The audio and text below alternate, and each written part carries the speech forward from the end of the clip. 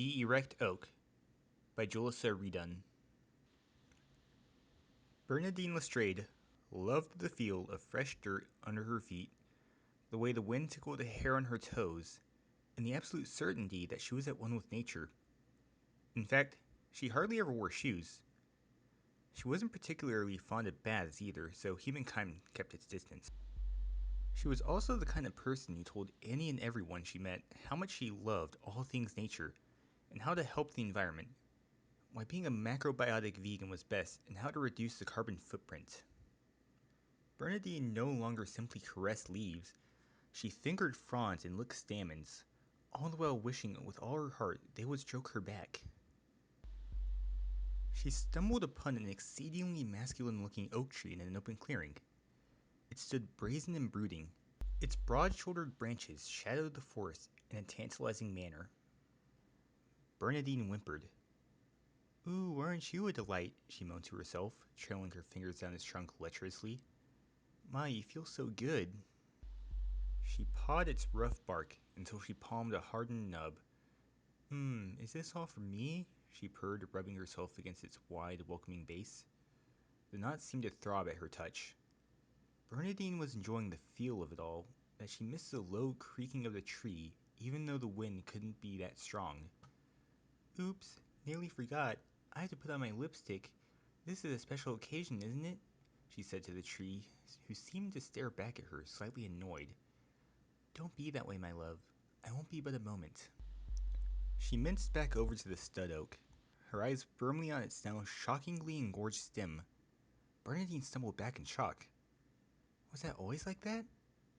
"Oh well, waste not, want not," she said, shrugging once more. The tree simply stared back in distaste, but this time with two bright red eyes. "Bernadine," the leaves seemed to whisper, "do you think that lipstick is really your color?" "What?" she blinked, confused. The leaves rustled softly.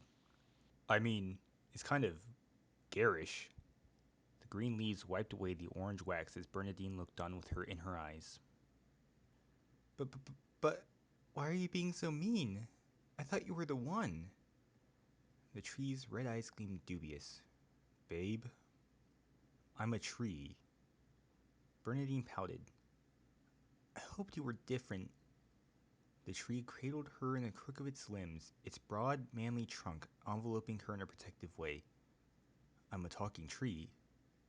How much different do you want?" "Bernadine, don't you want to know how or why I'm able to talk and move?" "Is it to mount me and plow me senseless?" "We saw you, Bernadine. We watched you sexually assault countless innocent foliage and act out your carnal desires on flora that had no way of fighting back." "But how was I to know? I was only trying to be one with nature," she implored as the oak's roots shot out towards her, wrapping around her sprawled legs. "You fuck plants, Bernadine. How did you not guess it was wrong?" Its booming, judging voice made her cringe, but the deep baritone still piqued her vaginal interest. Since trees have very little knowledge of lubricants outside of sap, the tree took her at her word.